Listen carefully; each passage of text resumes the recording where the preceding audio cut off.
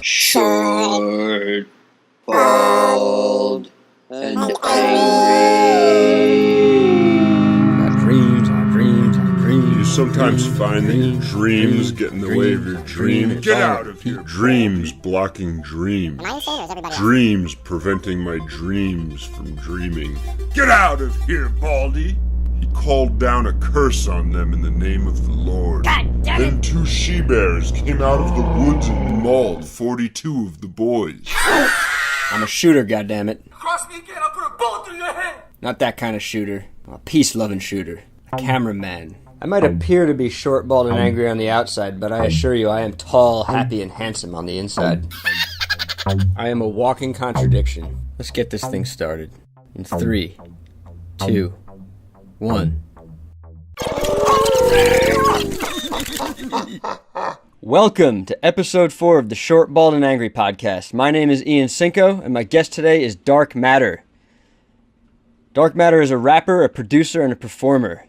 Today we are promoting his new album, Living with Roaches, which comes out Friday, August 10th. I had the distinct honor of making the album art for this project, which if you're seeing this on YouTube, you'll be able to see it at some point in this video. I'm not entirely sure where yet because I haven't edited that together as I record this, but check it out. It's somewhere in this video or maybe in a thumbnail somewhere where you're getting this podcast. I met Dkmtr one afternoon at the Brooklyn Wildlife Loft. I remember that day well because I was in a really bad place. I was in a horrible, horrible mood. Henny Cornelius came over to finish up some work we were doing together, and he dragged me out of the apartment. He made me get out of the apartment. He was like, don't stay here in this shitty mood. But I really didn't want to go. I was in one of those like foul, toxic moods where I would almost feel like bad for the people I was encountering. I was afraid I was going to like ruin people's day or lives or minds. But people are tough. They can take me, I think. They just probably won't want to see me again. That's often a fear when you're in a shitty mood. You're in a shitty mood shitting on the world and you're just afraid people are never going to want to see you again because you're such a shitty person. But anyway, I don't want to spread negativity, and sometimes it probably is better to just stay inside. But today, or this day, the day in question, Henny dragged me out and we went to Chris Carr's loft. And eventually Dkmtr showed up with his buddy DJ Slice. And I remember there was a very nice and inspired young lady by the name of Julia Gotti. She was also hanging out. And I think I also met Vlad, founder of Artery, that day, which is a platform that allows you to set up shows in your living room or on your roof. And, my mood was lifted enough so that I was able to have meaningful, non-toxic conversations. And Dkmtr was off the wall. This guy has energy to boot. He's super hype. And even though I often feel out of place as an older white guy in a younger, hipper black crowd, the Brooklyn Wildlife Loft always has a way of making everyone feel like they belong. And Jesus, that sounds so nice. But seriously, it ended up being like a really great afternoon. And Dkmtr and DJ Slice at one point saw an unfinished drawing in my sketchbook, and they both said they liked it. They were like, "This is awesome." So and I thought that drawing sucked, but their encouragement made me go home and finish it. And I posted it on Instagram as I do everything that I do usually, or at least in my sketchbook, and I tagged them in it. And I think that's when it hit Dkmtr that he should hire me because he was looking for someone to finish his album art, and I think it was that moment where he was like, "Well, fuck! I just met this guy Ian. I should hire him." So he called me up, he hired me, and the rest is history. And I am super excited about this album cover because not only is Dkmtr an awesome dude and a fire artist with a ton to give, and he's an awesome producer. He's got a ton of beats that he's already cranked out. And not only is this album awesome, I think that this album art is the coolest looking art that I have personally ever made. Not that I don't love all the art I've made, but I just think it looks cooler than anything I've ever done. And I finished it months back. We've been sitting on it and hiding it away. It's been really hard for me, but good, for me recently because I've had a lot of gigs that I need to keep hidden till the artists and clients are ready to release their product.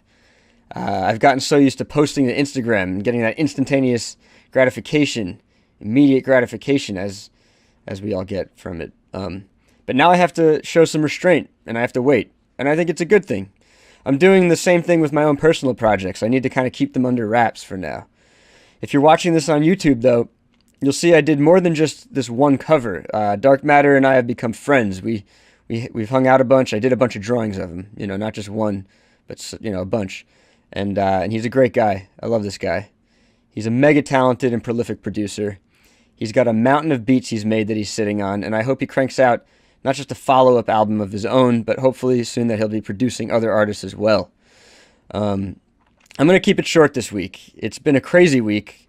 My old roommate Sean Phoenix is in from out of town to be an extra on Lloyd Kaufman's new film. Lloyd Kaufman is the director of The Toxic Avenger. I don't know if any of you remember it, the B film from back in the day, the classic. But he's also Lloyd Kaufman's also founder of Trauma Films. Anyway, I went with Sean yesterday to be an extra on it. It was awesome. It was so fun. I hadn't been on a set like that in a long time, and it got me super pumped to get back on the filmmaking train. I still really want to make films, and I'll probably be asking for your money someday soon so I can make a film. But today, I'm asking for your money so I can keep making art and this podcast. So please consider donating to my Patreon. Even $1 will go a long way. Or just a comment. Sometimes it's just good to know people are listening. But damn, I literally have to run. I went to this film yesterday, and it's put me way behind schedule on everything I'm doing right now. I'm running out the door right now to an orientation at Brick Arts Media. I'm gonna get my brick. I'm gonna get myself brick certified. And anyway, I'm literally late, so I'm about to run out the door. I gotta go. Without further ado, I give you the homie Dark Matter. With a pickled penis. I made a pit stop in Penelope's pussy with a pickled penis. How was that? It was pretty Poppin'. philanthropic and pretty poppin'. Cool. Yeah, we don't need those screens, man. So just stay close to the mic. You heard. All right, man. Let's just go for it. Okay. I got Dark Matter in the studio today. What's up, Dark Matter? Yo, it's your boy. The How you one doing? and only. How you feeling today, man? It's alright. It's a good. We have Friday, Yeah. Just trying to deal with this like Mercury retrograde season and shit. Tonight's Shit's a little off. Tonight you're doing a listening party, right? For Living with Roaches. Oh yeah. By the time I let everybody hear this, that'll have been like a week ago. But That's that's all right. By the time this is coming out, the album is coming out. The album's out. What is it, on the 10th? Yeah. That's next Friday. Yeah, definitely next Friday. Cool, man. Super excited about that. It's been a long time coming. It should be. Yeah. How long have you been working on it? I don't know. It's kind of just came together like within like a 2-year process.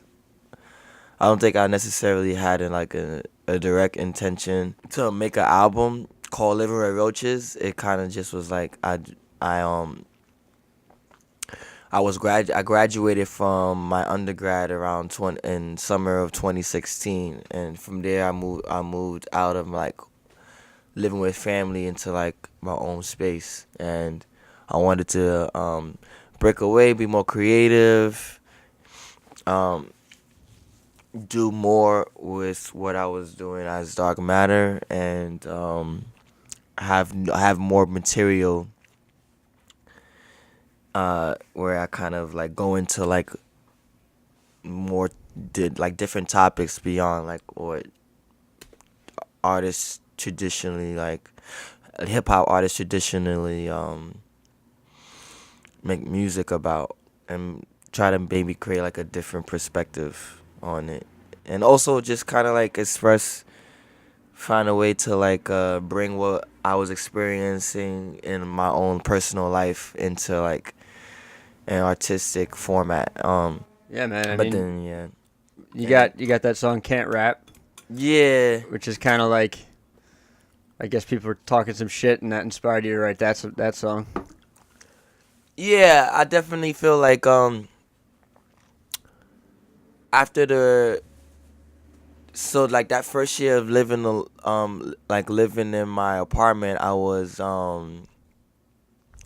contextually I had moved out of like my grandmother's my paternal grandmother's home, and to live in an apartment that used to be my maternal grandmother's apartment. So now I was living in this space by myself, and I was just very excited. I created a space where I could record music, invite people over. I lived in a 2-bedroom apartment by myself, so it was very spacious. And I would just like invite a lot of people to come, and not everybody really came. And like different artists that I knew in the community. I've been rapping and producing for about 8 years now, and so I knew a lot of people. And just really as an artist, getting yourself out there, exposing yourself to new fans, working with other people in the scene, and all the different things that come with it. It's not easy, and so because you deal with other people's personalities and egos, and they might feel like what they got going on is worth more than what you got going on, and vice versa. And then it just conflicts with your own personal idea of what you mean to you, in terms of your artistry, what you do, and how you want to come across doesn't always come across. And so I think that like a lot of that inspired that particular song, Can't Rap. People like to tend to smile in your face, laugh behind your back. When it comes a lot with like expressing yourself in the world, expressing your goals, your intentions, your dreams. And some people, when you express yourself to other people, there could be 3 possible outcomes. They could either agree with you, support it, give, maybe express some ideas that you didn't hear before, that'll help push what you're doing forward and agree with you and support you. Or they could disagree, they could nitpick, they could be pessimistic, they could be looking at all other what could possibly go wrongs, and like not really be supportive in that sense. And then you have to, and then they could just ignore you. So when you're interacting with people, it's like a combination of these 3. It's not just one outcome that happens. It maybe it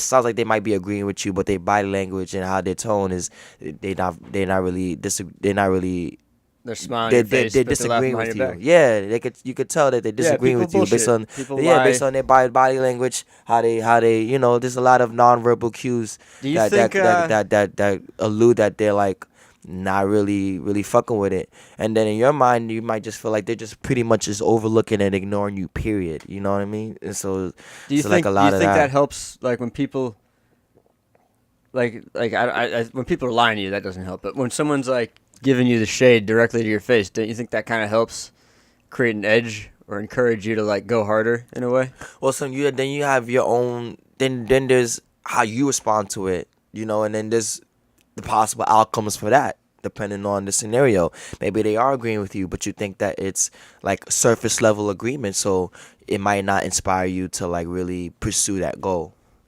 But and then maybe it might discourage you. Yeah, they might discourage you in that, but it seems to make you stronger. I mean, it depends on the scenario. I think there's some times where like, as an artist, the community around you as an artist, it's like the garden, or like if you're planting your own seeds, the community, the environment, that's the soil and the sun and stuff like that. And it's like sometimes you might not, you may feel as an artist that you're not getting the kind of soil and water and support and nutrients that you need to really flourish and grow. Like if you were planted in a whole different place, you might grow better. That's very important.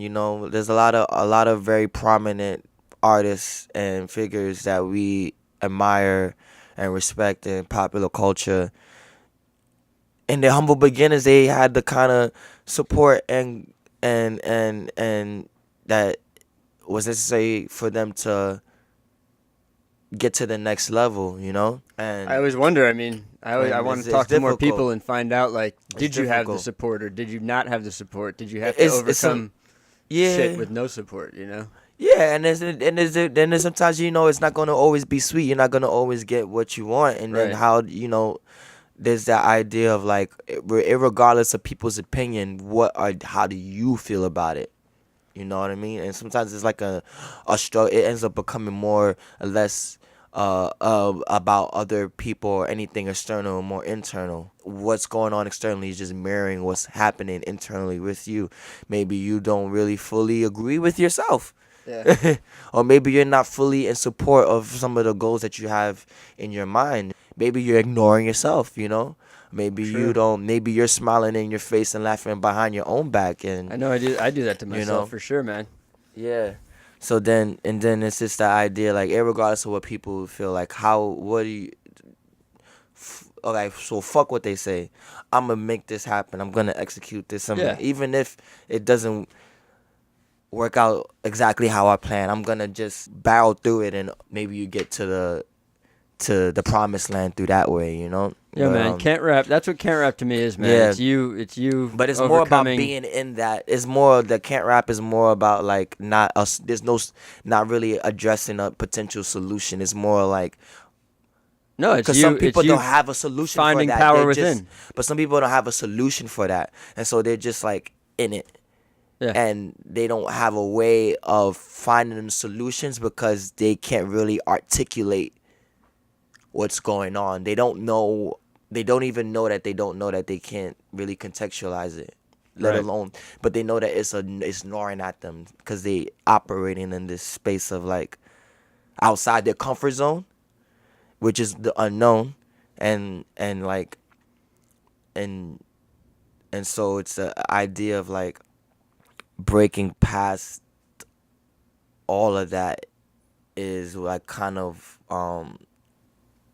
I feel like people should be left with at the end of the album. Like, okay, I can relate to Dark Matter in some ways, and he definitely articulates this, like, it's like almost like a stagnancy that what the album kind of represents as an artist, and then is leaving you with like a desire to break past it, you know? Cool. Because sometimes people go about, like, oh, I came up, I did this, I did that, da da da da da. I'm here now, I'm lit. But nobody talks about that part where you're in, like, that stagnancy.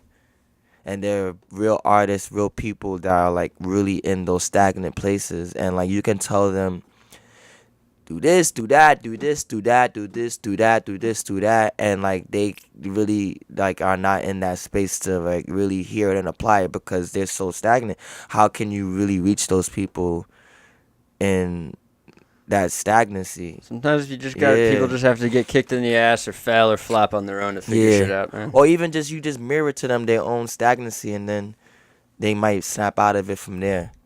So what are we here to talk about, man? This album, Living with Roaches. Where'd the name come from? How did it end up coming together? Even if you didn't have an idea in the mind, like. I think creatively, my process is, like, I kind of just some people, they might have an idea, like, okay, I want to come out with this album. This is the name. This is gonna be the structure. This is how it's gonna go. Da da da da da. So where'd Living with Roaches come from? That's not how I go with my process. I don't, like, have. It's not necessarily premeditated like that. I kind of just Throw things out. First and foremost with me, my art has always been, like, my creative outlet, but it's also a way that I, like, process my life. Yeah. Process the emotions that I go through, the things I experience that I may keep to myself, that I don't always bring to everyone's doorstep. Are a lot of the songs things you don't really communicate to people usually? Yeah, for sure. I think, yeah, for sure. I think, for sure. I think, like, they'll be like, why you act like, a lot of people wonder why I'm like the way I am, you know what I mean? And it's like a lot of, I don't bring to people's doorstep the whys, you know, like, why, or, like, what I might keep underneath the surface. So, interactions are weird. It's weird how we keep things secret. And private and stuff. But people do. That's, like, not. It's human. It's Totally. like a part of human nature. So I kind of just, I would seek things out in the universe. Yeah. And then the universe will present it to me, and then I'll deal with it, and then it will just get, like, recycled back into a musical format. So I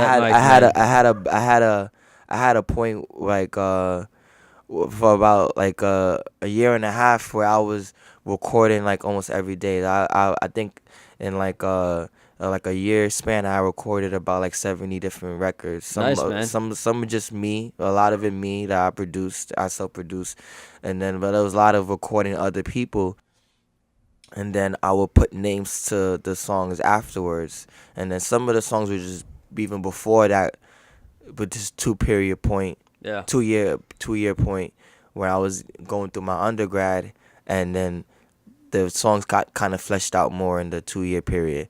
So I was just playing around with different titles. I think in the first few months I was interested in making songs regarding like love and relationships. I was definitely interested in like that aspect. I didn't have songs that represented how I felt about like love and things I was going through in terms of relationships.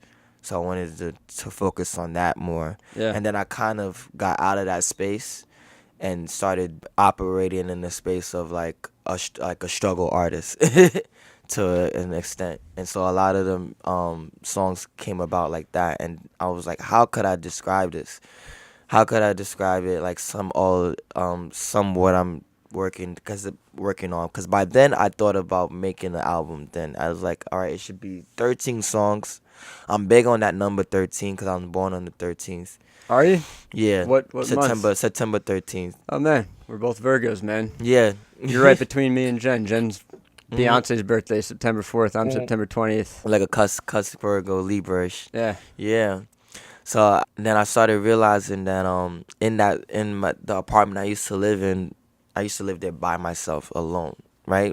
When I go, The one that I was at? Yeah, no, before that. Different one? Yeah, I used to turn my key in. It's kind of at cool night, living alone, I and imagine. It's cool, I but haven't it comes lived with alone in a long it comes with its cons too. You know, then you have points where you're Lonely. alone, and you get lonely. You have to differentiate Yeah, between I'm loneliness, okay with loneliness and being alone.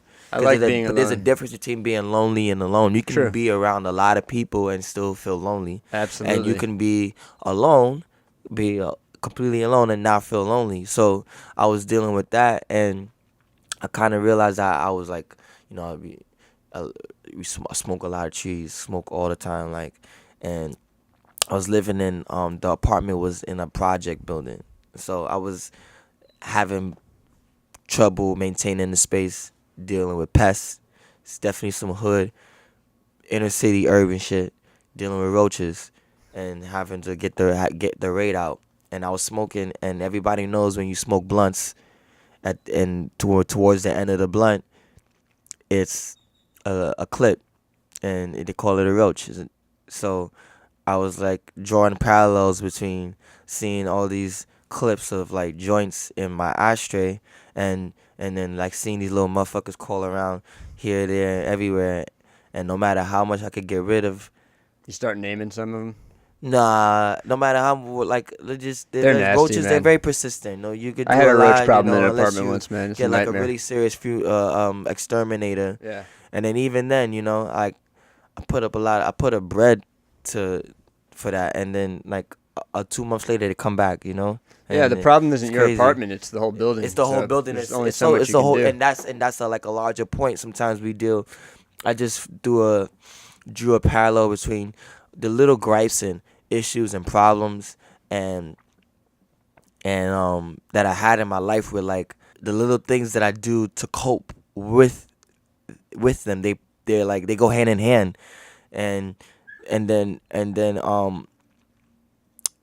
like you said, like it's not necessarily I could maintain my space as to the best of my ability, but if the whole apartment building is suffering from a larger infestation, each apartment room is gonna still have this struggle. And so it's like this larger paradigm that we live in, where we think that the little problems and issues that we are dealing with are self-made, and some of them are, but then there's this idea that like they're just symptoms of a larger problem that are like Totally. outside of us. Yeah, I think a And lot we're, of like, people deserve forgiveness. Victims of it, yeah. A lot of people, even sick people who kind of maybe they don't deserve forgiveness necessarily, but their problems are symptoms of a larger societal problem Yeah. for sure. Yeah. Yeah, that's a cool. Living with Roaches, man. It definitely has a lot of you could come at it from many angles. I think it's a great title for an album. Yeah, I was just thinking about it, and I was like, man, that's just like living with roaches. And I was like, I'm dead ass living with roaches. And then at first I was like, people, that shit sound hard.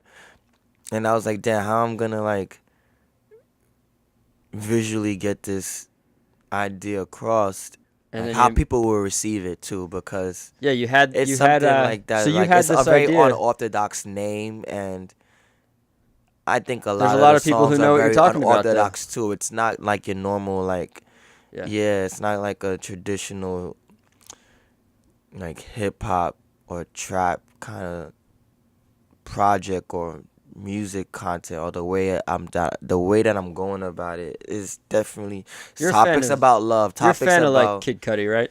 yeah. I'm a fan of Kid Cudi. You're I like the way you mix in musical stuff, harmonies, and Yeah, you know, yeah. I singing. think I could So see it's that. not just you got I rap could see going that. on, but I you could got see that, different yeah. kinds of music, and you're experiment. Yeah, you're I could experimental, definitely man. see that.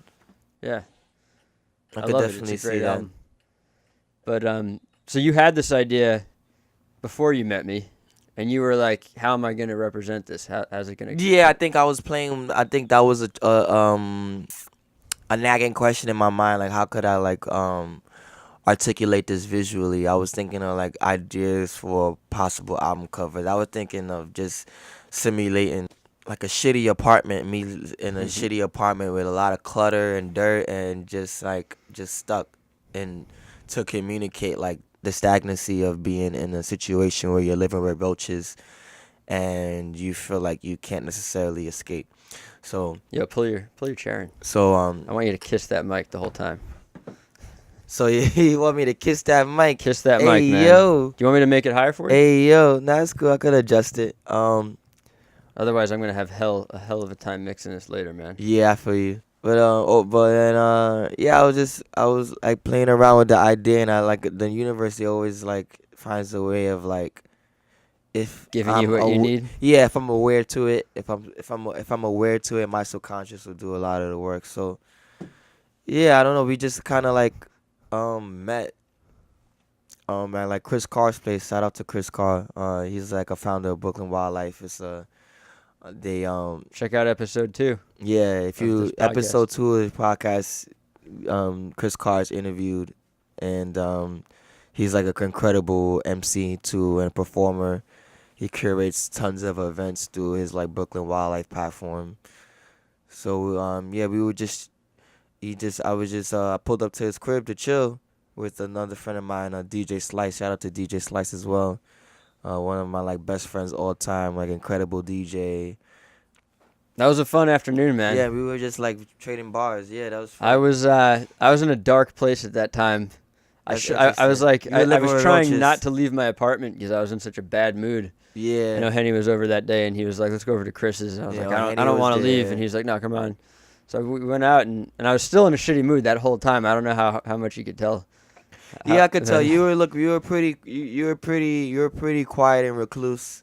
Was I? You drawing, and I didn't like I thought I was having some conversations, but yeah, you're Yeah. you're like turned up, man. You know you're obviously a yeah, I was the rapper. complete opposite. But I you were was- like I was- dancing I was, and yeah, hype. I was you were super literally hyped that spinning day. your body around, like falling on the floor. That's your move. Yeah, I was like spinning around. I was on one that day. I was super on one that day. Yeah, you and DJ Slice, man. You guys have a good yeah. dynamic going on where you hype each other up. Yeah, but I get where you were at too, in the dark. Like you said, you were in a dark place, and like that's the thing. Like sometimes people, they see me, at my highs, and they think that I'm high all the time, Yeah, and so 'cause you're a pretty happy and- person. Yeah, and so then when they see the lows, they're like, "Why are you so low?" This, da, da, da, da, da. And Human. like sometimes they don't even give you space to like Be human. be, for better or worse. Like, Yeah. and then Everybody wants you to be that thing they want you to be, yeah, so that they can feel happy and yeah, and then sometimes like, yeah, it's the opposite where you like maybe dark all the time, and then that one little nice day will like try to steal your thunder, or Yeah. like you're like, and then it's all of that, and then But I totally get where you were at, and you were just drawing, and then I see your drawings after a while. I was like, oh, this guy's actually nice. I mean, a lot of your, in terms of your technique and the way that you work with the pen, it reminded me a lot of like my artistic style growing up when I was like a visual artist way before. Did you went to art school?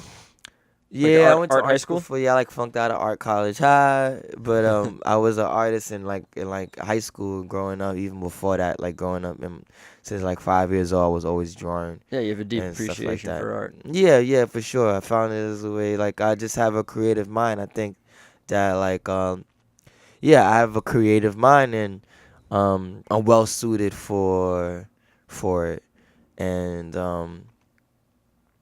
but I'm like very removed from like being able the technique and the doing of visual art. Definitely removed from it, and um, just seeing your work and stuff like that are kind of reminded me of like um my artistic style then, and so I thought that it would be a great um.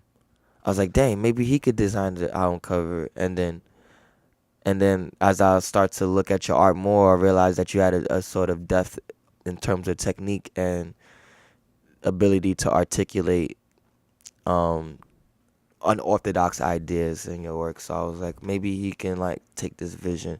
So I just ended up just thinking about this idea of just like being, or maybe the idea developed in our conversation of just like being immersed in like a sea of roaches or something like that. Well, I mean, it was your idea. You Yeah. straight up told me.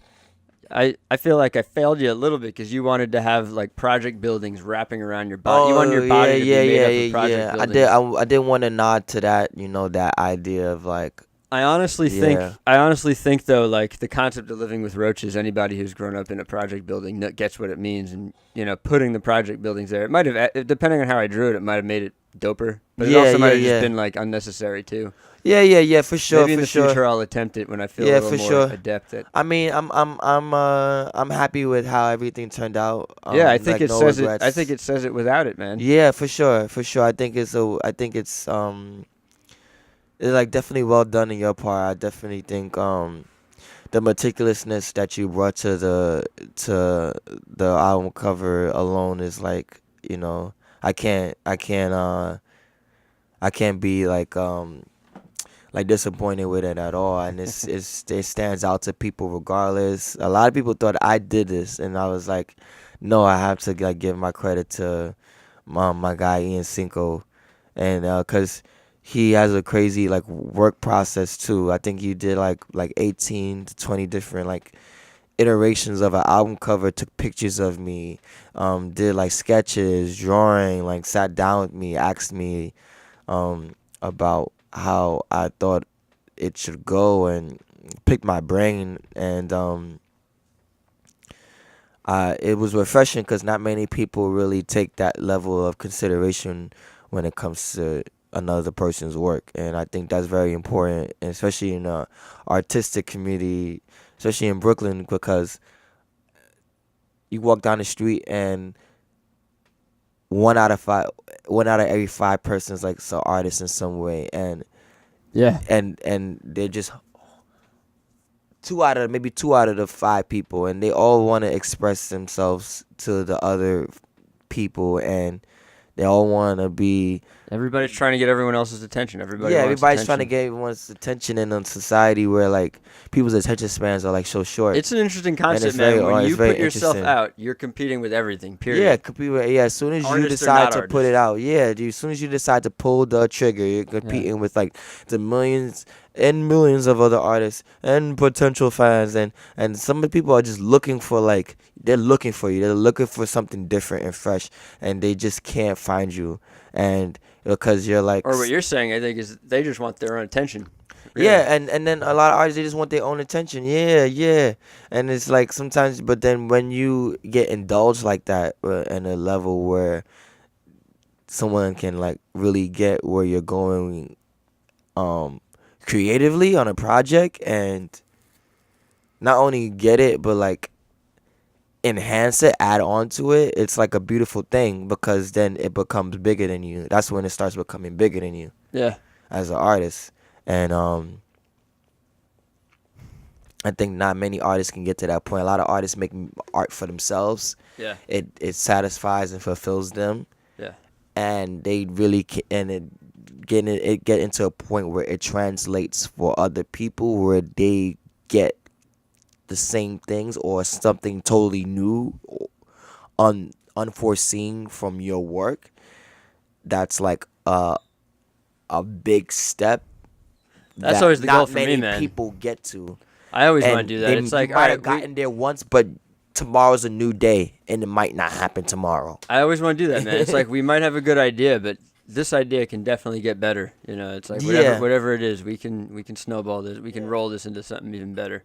That's always the truth. And then eventually you got to start tightening it up and finishing it.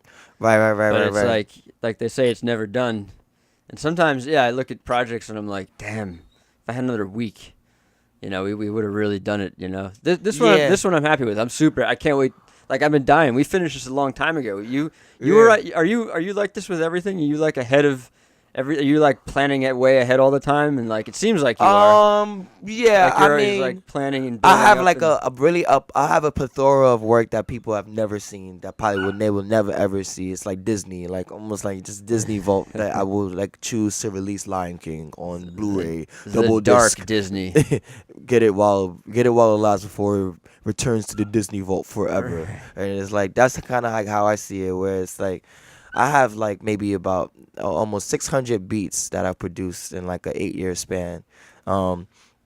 That's awesome, like, man. That's gonna help. Some of them have been on records, and like a lot of them people will never see, and some you tracks should too. actively produce more people if you got that strength, because that's like a strength that some people just don't have. Yeah, and you already have it. It's just a matter of like, you know, cutting some deals, man. You know, and like working out the logistics, and I feel you on that. You're already ready to go. You already did it. I feel you on that. Yeah. I think for me, I have like different ideas of albums that I would like to do ahead of time, or like songs that I've recorded where I feel like it may fit and speak to different aspects of me. I think I definitely wanted to, definitely by time the end of 2017 hit, I wanted to make an album about this kind of idea of stagnancy as an artist. People feel like, oh, you're not doing, why are you have so much talent, you should be here, you should be doing this, you should be doing that, and they're like, and they might not get why it's not where they might envision externally, and they might not know all these different things are going on with the artist internally in their own world. Things, how would they? How would they? You know what I mean? And it's you gotta put the album because out you so have they to can know really it. put out the album. You have to accrue, because that's your only medium as a human being to like express it. And it's just like a weird paradox. You might have family issues, relationship issues, intrapersonal issues, challenges within yourself, and then it's this idea of like being vulnerable enough to express it, because people might not get it and understand it, they might not relate, they might change their perception of you as an artist, they might not take you seriously because they might not find relevancy in what the fuck you're saying. And it's like, you can't think about that shit. And then you can't think about that as an artist. Yeah, you can't think about that. You have to like push past that and be like, I'll restate that. You can think about it, but you can't let that like stop you ever. Yeah, deter you. Yeah, for sure. For sure. So then it's like, then you got to push past that. You know what I mean? Yeah. And I feel like there might be a lot of artists that will get so wrapped up in it that they don't push past it. I think that's a very common question that for them that to artists have an ask, album that represents that and helps them make it seem small, make this seem what they're going through, make it seem smaller than what it is. I think that's totally like all artists are always wondering, like, is anyone going to care? That's like a common thing when I talk to people. It's like, is anyone going to give a fuck? Yeah. And we live in a really world where like, people attention span, they might care about it. And it's hard to make something timeless. Like Drake came out with 30 song album. I haven't heard it yet. Majority of these A little songs, bit. they're not gonna be popping. Nobody's listening to Hotline Bling. That shit was the biggest song like 2 years ago. And no one's listening to that now. Now it's that's Kiki, a whole Do You different Love level. Me? You know what I mean? When you reach that level of like Yeah. pop like success with the song, Right. and then it burns out because it's so overplayed. Right. But how many times you could go to a dive bar in Brooklyn, or some kind of bar or some kind of club, and if they're playing hip hop, they're gonna play Juicy from Biggie. They're gonna play certain songs that like The hits, man. stand the tests of time. Right, Yeah. the ones that stood the test of time. Yeah, and it's gonna like That's an interesting topic of conversation. Like as they're not an people artist, not making music like that anymore. do you want that like song that's so famous that it gets overplayed, or do you want that song that stands the test of time? I think everybody usually wants a song to stand the test of time. I feel like when you can have But both. then, yeah, you want both, right? I feel like when you have both, like think about Thriller. I think That they song, probably like, feed Thriller. it. They probably feed each other. Like the one that gets overplayed helps bring attention to the stuff that should stand the test of time. Yeah, I mean, right? some of these songs they be number one for like a season, a Yeah. couple of seasons. Like when Thriller came out, Michael Jackson, and that particular hit song from the album, that song was like number one for like a year, Yeah, a couple of years. Like that song come back. that was a total game Like changer, man. it'll That's like fall off and then come back. everything and about regain all the that. title of number one. Like years down the road, people might fall in love with it again. A new generation falls in love with it, and then Yeah. it go, and then it reclaims its status, number one status. I mean, I don't you know know if what I mean. that There's one- certain songs like Mariah Carey. That doesn't There's count as certain- being played out. That one's beloved. Yeah, it's beloved, timeless. Like there's certain song like Mariah Carey that all I want for Christmas. Every Christmas that song hits. That song tops Christmas hits the songs, charts. man. Yeah. Record some holiday songs. Do a song for every holiday. A dark holiday. Hell yeah, Black man. Christmas. I mean, that's a way to make some hilarious. guaranteed money, man. That's Or hilarious. at least get some guaranteed continual attention. Yeah. You want to steal the attention? Do a holiday I mean, album. look at Paperboy the Prince. Shout out to Paperboy Prince of the Suburbs. He Yeah. did an incredible Christmas album. Did he? I still bump that shit. I haven't heard it, man. Oh yeah, that shit. I don't really know that guy. There's not even a Christmas album. It's a holiday album. He got a song called Hanukkah Girl on it. Oh, yeah? He got a song Christmas Baby on it. I gotta listen He to that, got a lot man. of dope. Like he got a song about Kwanzaa too. Like he got it all. He's fun, man. he He's hit fun as all hell the to follow. holidays. He got a holiday album. Yeah, You know what I mean? you gotta introduce me to him sometime. Yeah, I only met Paperboy the him. Prince. I only met him once at a Brooklyn Wildlife Secret He Loft used to party. be Chris Carr's roommate. When Yeah. That day that we met, that was like he moved out a few days before. Right. Yeah, no, So I it's met him. crazy. We partied at a party one time, but I don't think he really even knows me. He walked in. He looked like he was like a fucking prince or king from Africa. It was like Yeah, because he wears some pretty wild shit. But like yeah. that night, he was wearing some like royal garb. Yeah. I was He like, has this damn, like, he has this, like, is he mix- royalty actually? Yeah, he just like a black Jafar or some shit. It turned out he actually works at the not works, but he did some like stuff with the kids at the community center that my girlfriend works at. Oh, So yeah. she knows him. Everybody knows him. He's Yeah, just, like, yeah. He's an incredible dude. on the scene Incredible dude. everywhere. Oh, he's wearing rollerblades these days. Yeah, incredible. It scares me He watching did him. a. He's like nearly like falling over, breaking I his seen him neck. perform live Yeah, on rollerblades. He did a show on The musical? rollerblades. Yeah, the crazy. The trap thing- musical. Trap musical, wild crazy. The last Wednesday of every month at Bazaar Bushwick. Yeah, Go see Awesome it. It's scene. crazy. He has a different don't- idea. we don't need to keep talking about Paperboy Prince. We're promoting Dark Matter today. Yeah. I love showing love to my peoples though. Yeah, you no, know it's what good, I mean? man. Shout out everybody you want to. Yeah, because that's what this album is about. It's not even about me. It's about all the different artists that I know that like. This album is for them. This album is for that artist here in the city that feels like they got some shit that is worth something, and it was a journey and a struggle getting to a point of like clarity and Yeah. concreteness in the project, and then you just put it out, and then you just hope for the best. And I'm psyched for you, man. like- This is gonna like, be a this great. is for Next that- week's those gonna be a people, great week yeah. for you. You know.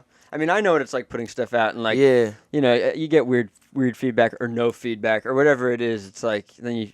But it's gonna feel good, man. Just make sure you focus on the this- good feeling as well. yeah. Like, 'cause No, there's some bad for feelings sure. too, Nah, but, this like, is for the enjoy that. artists that hit the open mic and they've been waiting to get this open mic, and they put their name on the list, and after the 5th or 6th, 7th, 8th, whatever, they finally get their name up, and they going on stage, and they introduce themselves. They about to start performing. They probably get 1 or 2 songs that night, and like maybe a fifth of the crowd is interested or even paying attention, or maybe even less. Like maybe there's just like out of 50 people in the bar, only 2 people, 3 people actually listening, and they the ones that came to see you perform. Everyone else, they hear it, and they're there, they're not there, and Yeah, it's brutal, and man. then People- you just people gotta look have at them not and paying perform through all of that, and you gotta like literally perform through all of that and express yourself, and it's like.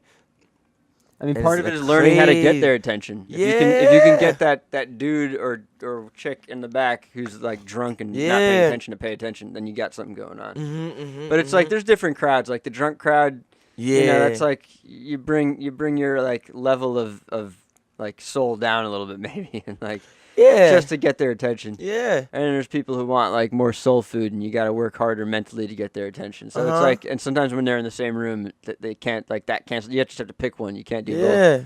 But- Oh, this is also for the artists that like put mad bread into like recording their music Oh yeah. with an engineer that doesn't give a fuck about their shit, and then they don't even Have you been there? waste their money on like whack ass like mixes, let alone masters, and you spent all this bread recording. Make demos just- yourself, right? Yeah, and then you make demos yourself, but then it's not at the kind of quality that you want because that's you why it's have to called a learn the demo. curve. Yeah. That's why you have to learn, and then you like, but like even learn the curve to make a good demo. Yeah. Cause you're like you're so out of the box, and so out of your lane. You gotta learn how to even make a good demo. You're making Get bad down to demos. off songwriting, the- man. I think it's all about Yeah. songwriting. That's what it's all about. It doesn't matter how you do it in the end. If it's a good song, it's gonna come through. It doesn't matter if it's well produced or low produced or, not produced. Mhm. It's all about the songwriting, man. And you Yeah. got that skill. Yo, I want to move on, but I don't want to move on without like talking about the can't rap music video. Like, who made that video? Oh, for sure. It's It's awesome. my best friend for like 15 years all time. That's what's up, man. Like my best friend. If we could be blood related brothers, we would. And I have two. They tell two you not to mothers. work with friends, but I disagree with that. I think if you have a good partnership and workflow with a friend, do it. Man. Yeah. I think that It's like working with brothers and sisters. It's like family, and you're more likely to. It's just an easier working process, man. yeah. I think for me, and it's my boy Ferrari Javi. That's his director's name. He's a dope film videographer, director. I think in the last 2 years he shot over like 500 different music videos. Like 500. yeah, Damn, like, man, I put me mean, to he has shame. a lot. He has a lot. He has a lot, and pretty much all of my music videos in my career have he's shot. I just feel like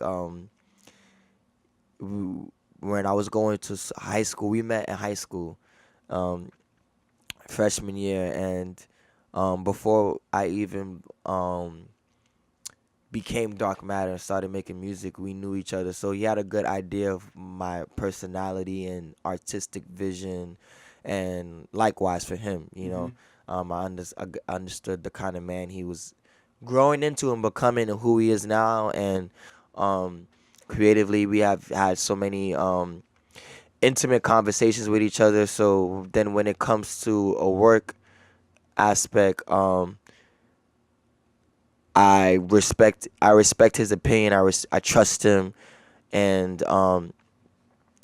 he respects me and trusts me, and he just has a way of like I bring to him a lot, and then he has a way of like picking it apart and synthesizing it so only what matters shows up, and he just has a way of making really concise, direct work with his material, which I appreciate. That's what I think directing is. It's like the art of like, all right, there's 5 things going on. We need to narrow it down to one. Yeah, because sometimes Like, people the think right of one like thing. direction, like I'm gonna direct you, go this place, do that, go this. But sometimes direct meaning It's like live editing. like I'm gonna directly tell you this, direct like making things more concise to the point.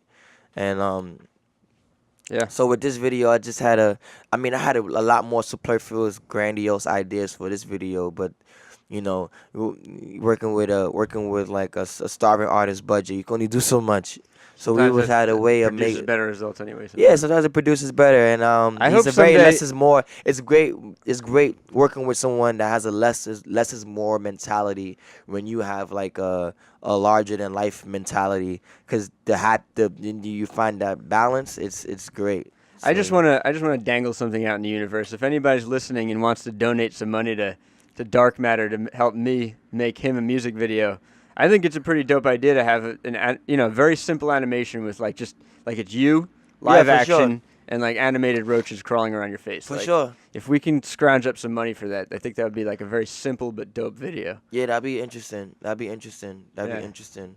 Or like rent some roaches or something like that. Or like No, some shit. let's animate him, man. yeah. I mean, I'll get the roaches. I'll be studying roaches for sure.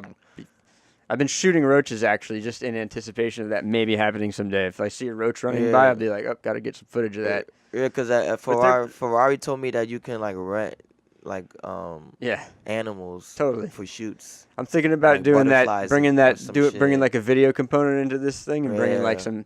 some snakes and eagles into the studio someday. That's hilarious. I like talk shows.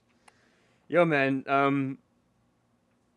how'd you get started rapping? Like, what was there like a big moment, or it's just like you grew up with it? It's like all around you, and you just did it naturally. I definitely grew up with hip hop as a young black man, young Pan African, like a man of Pan African descent. Mm-hmm. Growing up in New York City. It's just everywhere. New York around City is the birthplace of hip hop. Growing up, I was surrounded by music a lot. My parents would I used to get in trouble a lot growing up. So when I get in trouble, the TV definitely comes off. You know what I mean? And I grew up as an only child, so I had to learn very quickly how to entertain myself. Otherwise, I would just be like more or less annoying and attention seeking. So I would just have to entertain myself. But when I get in trouble, the video games get turned off, the TV gets turned off, but music will still persist. My parents used to beat my ass listening, played music so that they could drown out me screaming when I get my ass beat and shit like that. So, but my mom listened to a lot of music, but my father was very big on me knowing and learning where I came from and learning about Ghana. Learning about African African American culture. You only just went there for the first time, right? Yeah, That was I your actually went first to trip? Ghana for my first time in April. But growing up, leading to that, I always knew that I came from somewhere, and Right. I came from somewhere beyond America, and that there was music that connected the different genres of music in America. They originate from somewhere else. Were your parents? especially Was like your jazz. dad born in Ghana? Yeah, So he moved here. I'm a first generation like African American. My parents are immigrants. Wow. And so things like jazz, hip hop, classic R&B I grew up with, and then I was a visual artist for most of my time. I like kind of when I went to art school. When I was going to college, I went to art school my first year, and I kind of like flunked out of it, but also I was away from parental control, family, so I could do what I want. And I started to see that besides the there's the making of the music, composition of the music beyond just what you listen to as a listener. And I always seen that growing up in the high school I went to. It was a high school for different types of arts and discipline, not just visual art. So I could see, I knew that people wrote music and learned how to play instruments and this, that, and the third. But I was exposed to an environment where people used to like record in their dorm rooms and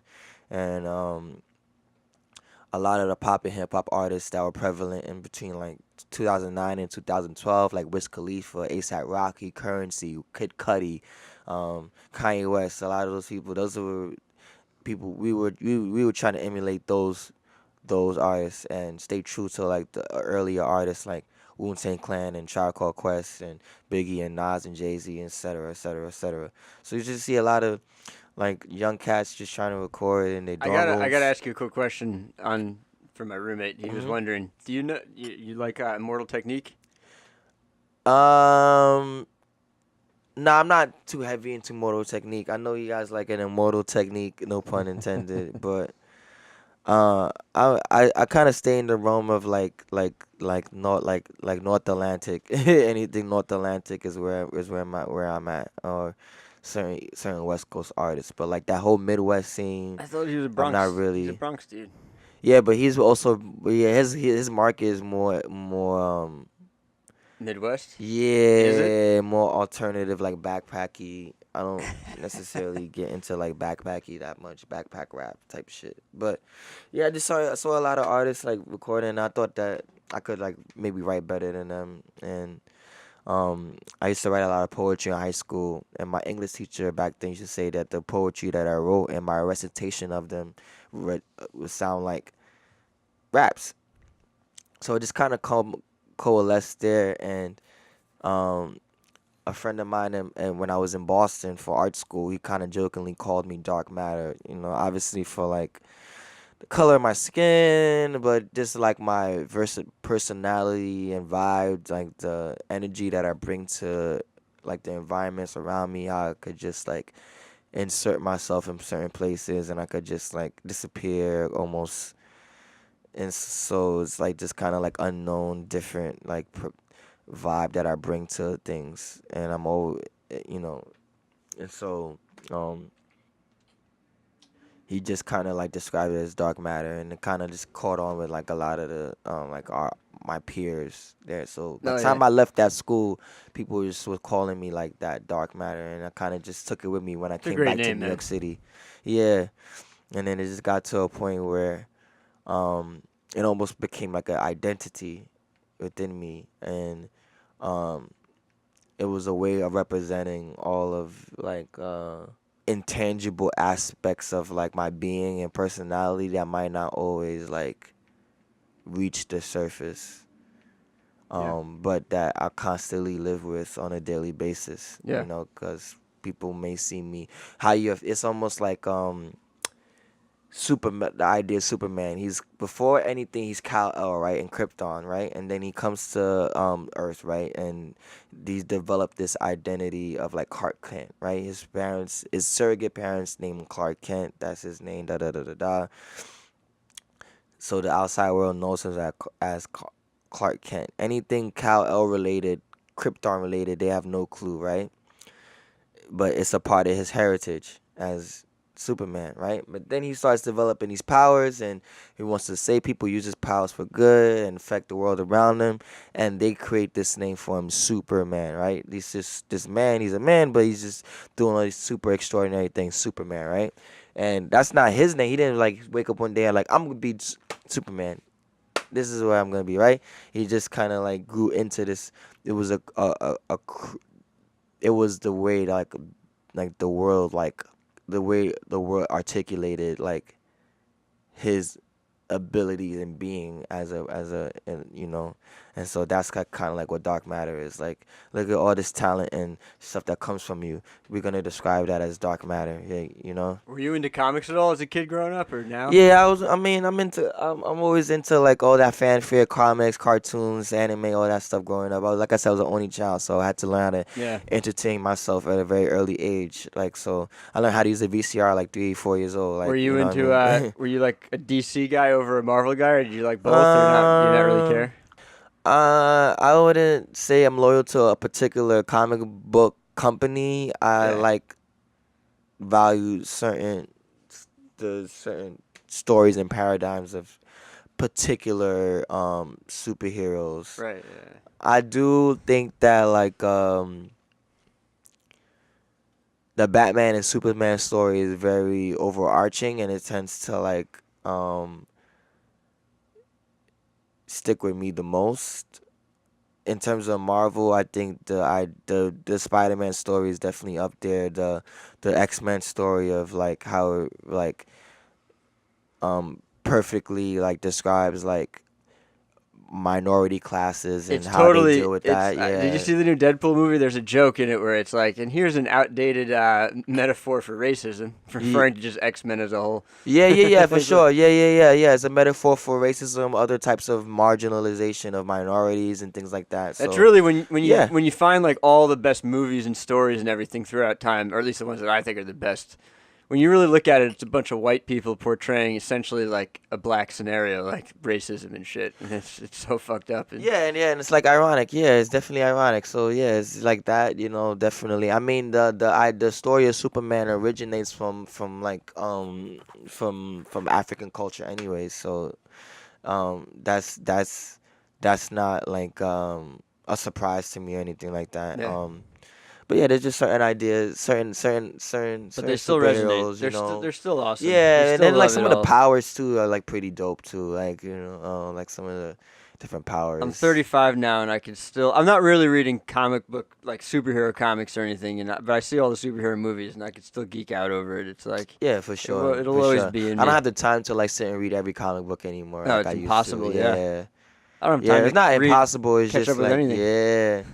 There's just so many things going on in this world. I think as you get older and time starts slowing down for you again, you might be able to return to those things. When you get really old, you mean? Not really, really old, but you get older, you understand. Like I think people grow with time. I think you start to People grow in time. reprioritize. Yeah, people grow in time, Yeah, and then people also grow with time. So it's like yeah. this idea of like your relationship with time changes as you age. You know what I mean? I find that it consistently just speeds up. Time is just going faster and faster every day. That's True. the one universal consistent thing I find, because there are many ways you can think about time.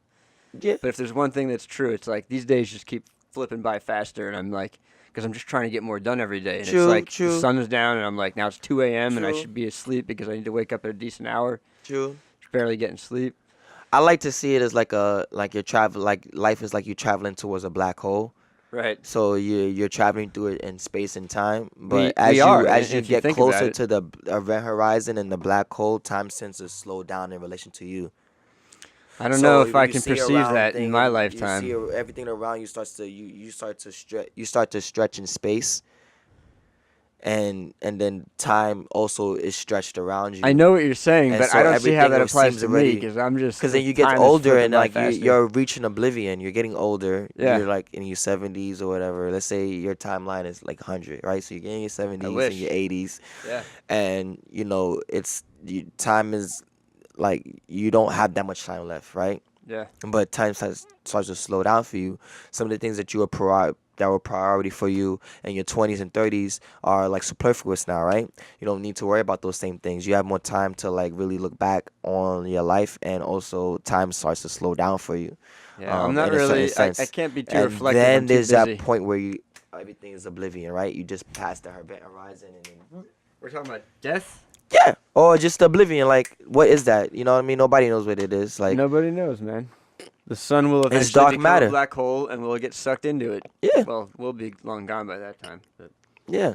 So I don't think that time will like necessarily it'll speed up, but it'll slow down around you when you get older. You just literally your relationship with time changes as you move through space. how are you doing with time and like your art these days? Are you finding like a healthy balance between? No, I definitely It's not. so fucked, right? It's so Definitely not. That's Definitely the thing not that being honest frustrates with me that. more than anything. Definitely not. There's definitely not. And like that's the reality of artists. Like not everybody's gonna have that $1 million check where they can like put working for someone else on the side, put other things aside, and just really just like live their like live what they think is their best life or their dream. You know what I mean? Not everybody's gonna have that. Sometimes people gonna have to balance. You're like you want to be this, that, and the third, but then you gotta make ends meet. You gotta pay rent. You gotta pay these bills, pay that bills. Your mom call you. Your mom needs you with this. Your dad needs you with that. Your friend needs you with this. Your friends need that.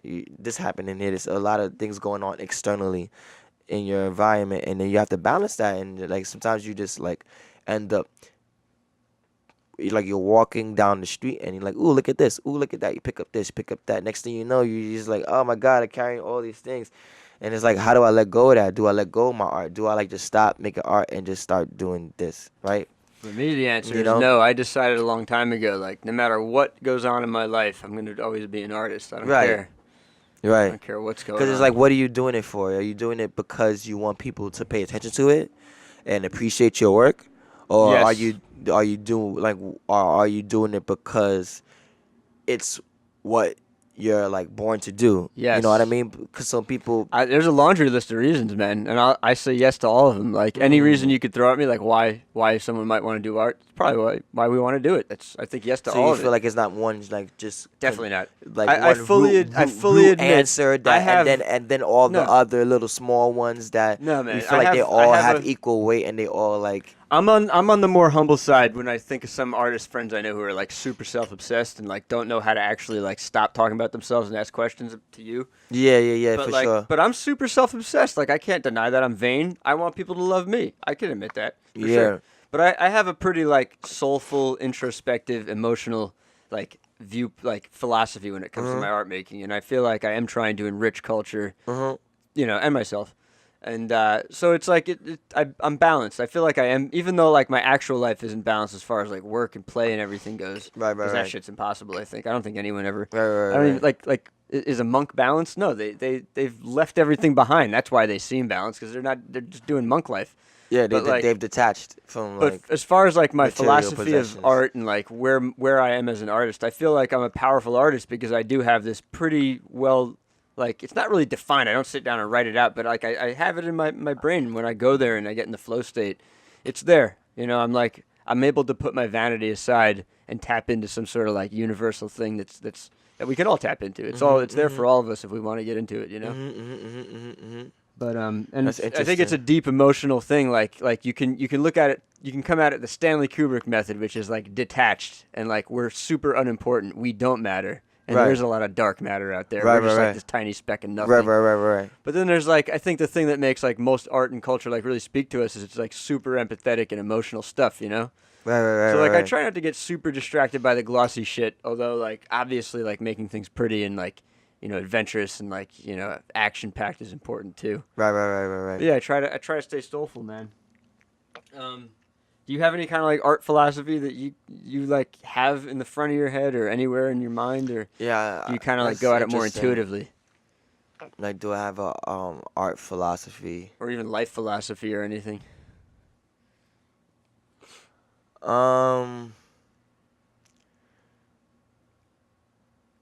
I mean, despite what you were saying about like going through bad phases where people expect you to be happy, I would say you have like a pretty like happy outlook, and like you're like a hype guy, and like you're like if anyone ever gets to see you like hang out with you, Yeah.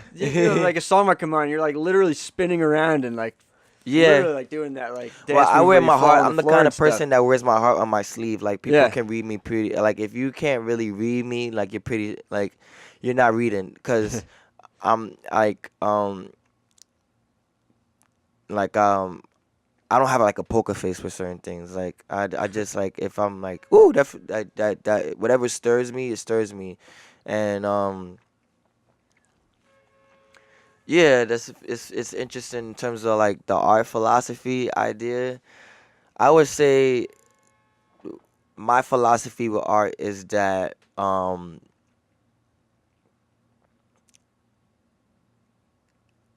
it's it's for you. It's for you. Like, not many people believe in God, but in terms of a higher power of the universe, that you're born with an ability to be creative and be an artist, and it's for you. It's like it's for you. It's your like personal like ability, and it's for you. It's for you to like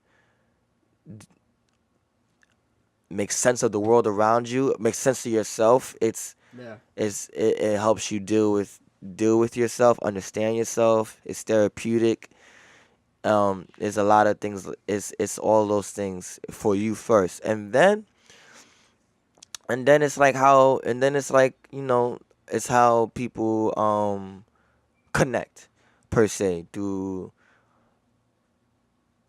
it's a way for people to connect, with each other, either through collaboration or through like mutual appreciation.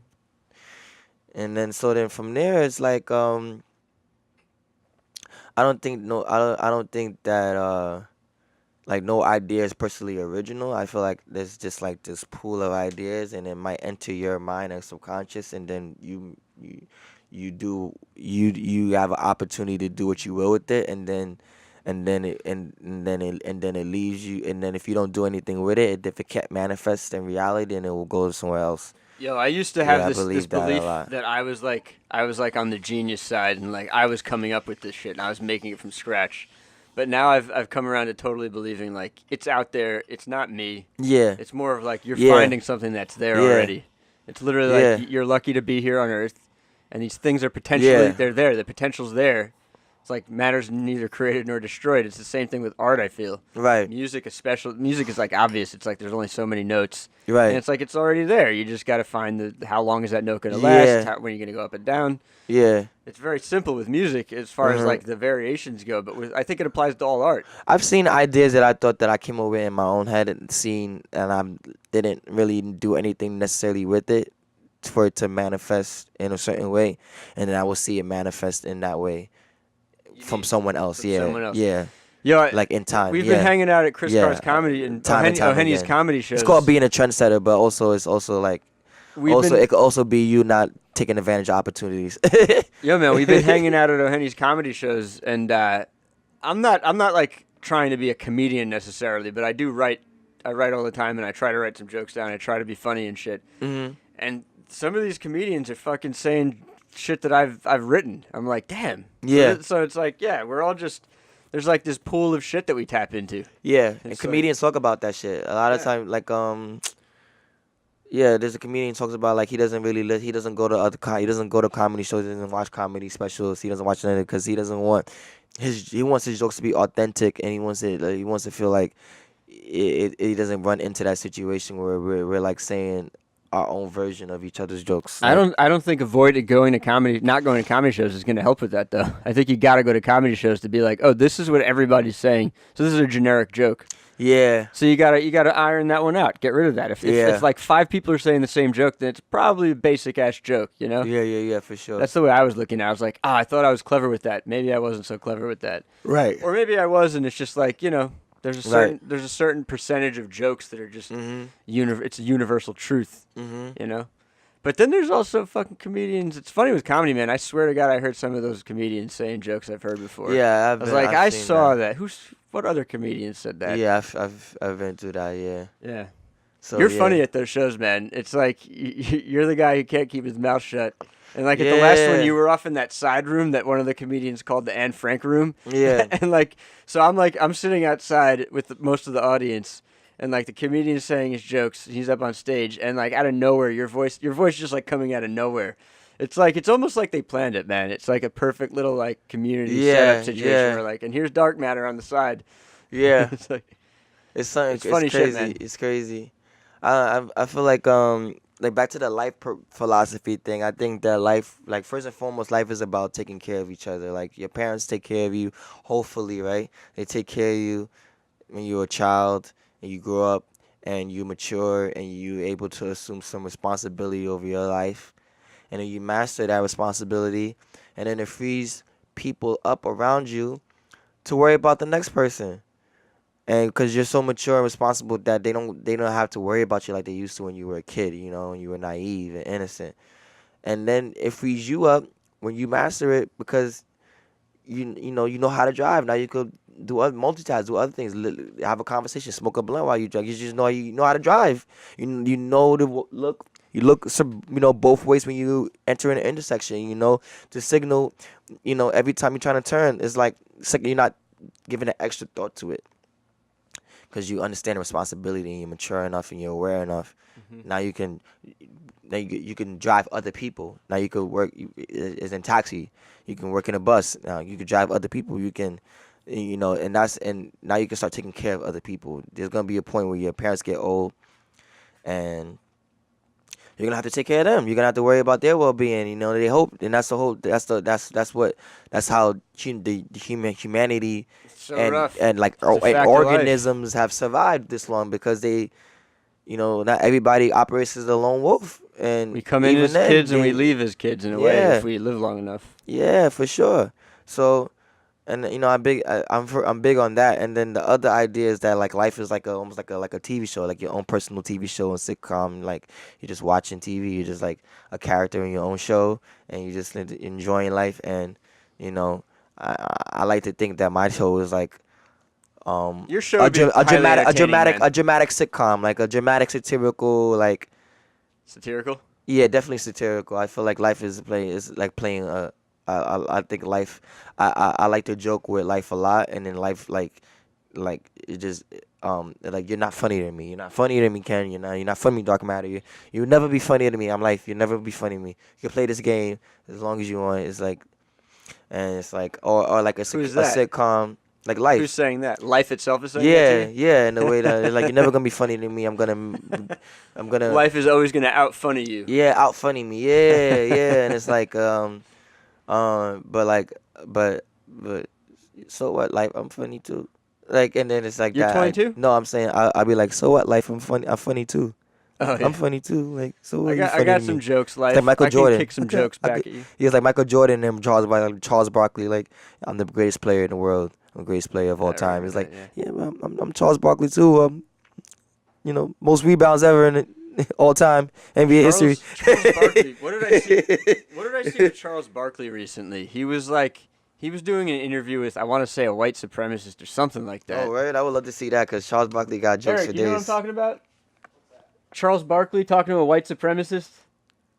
Do I have that right? Maybe nobody saw this video. You have to watch that after the podcast. It's so fresh. He's just sitting there. You can see him. He's like grinding his teeth. He's like being super patient, but he's like talking to this like horrible human being. Yeah, talking to a horrible human being. And I'm just yeah, that's I crazy. used to be a uber Michael Jordan fan, so I was like, Charles would come around. He was like a nasty. He was like, he kind of had like the bad guy aspect to him in the NBA. At that time. But like, now he looks like the good guy. No, he's totally a great guy, man. And Michael Jordan looks like the bad guy now. Does he?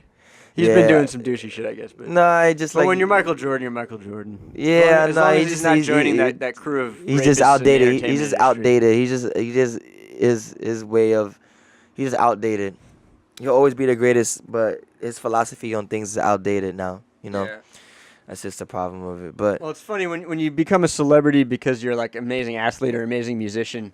It doesn't necessarily translate. Like your life philosophy might not be the most healthy life philosophy for all of us. You know? Yeah. Because you're an abstraction at that point when you're like that level of fame. Yeah, you're an like, abstraction, you're an abstraction. Yeah. We can't relate to you.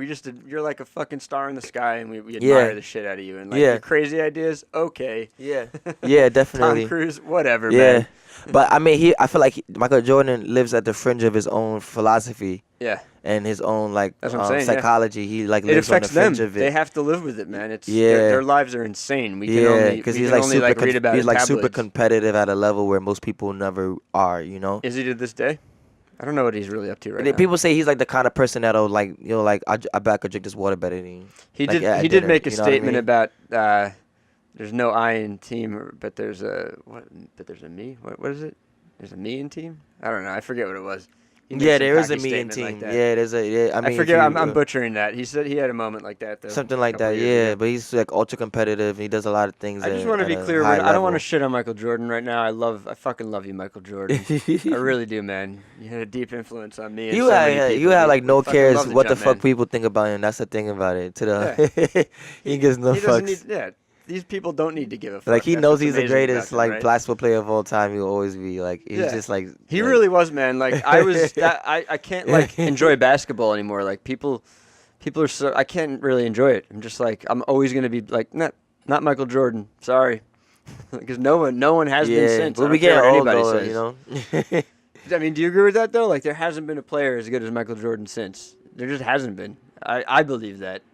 I'm sure someone would slap me for saying I'm saying that. in terms of some of the abilities that he does, like, he never lost in the finals. He got 6 rings, certain things like that. Like, he never lost in the Oh, finals. he's got the In the stats. finals He's got the appearance, stats and he's the got grace to certain. boot. He's He's got like the most graceful yeah, athlete to watch. and he was like, yeah, he was an athlete, but he's also an entertainer, very entertaining to watch. I mean, can we not just like put on some Michael Jordan highlights and just zone out to it like any time of the day? Yeah. It's so fucking easy. It's like beautiful, but man. but for like young people in their We're like the old preteens. guys who are like, Yeah, they like Michael Jordan. it's like hearing people talk about Bill Russell or Will Chamberlain. I don't You know think what I it's mean? the same though, because Michael Jordan, the Jumpman, is on sneakers to this day, and everybody still wants Yeah. that stat. I'm pretty I sure mean, you kids ask a lot of to other this day, athletes who they think is the greatest basketball player of all time. They'll say They'll Michael say, Jordan. yeah, they got a lot of them. But even like kids right now, yeah, it's I gonna believe skew. kids right now are going back and watching the highlight reels and being like, oh yeah, he probably was. I believe that he's gonna Yeah. he's sticking around. Some of Steph Curry's like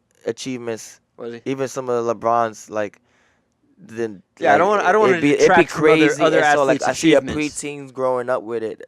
This generation growing up with that, they might believe like, especially in Curry heyday, that he could have literally did anything, but they haven't. But yeah, then they would have to go back in the tapes and really see what Michael Jordan's about. Well, we and they got would have to YouTube know for there's that. a clear difference. Yeah, There is a clear difference. there's a man. clear difference. Yeah. That was fucking amazing. Yo, man, are you into sports? Do you like watch them and follow them and play them and shit? I feel like my lifestyle, the way I live now, I don't really get time to really sit down and like watch sports like Yeah, I that don't have and time catch for it. man. Especially like I used to work a lot on Sundays and stuff like that, so even things like football and stuff like that. But I would definitely keep up with it and stuff like that. I know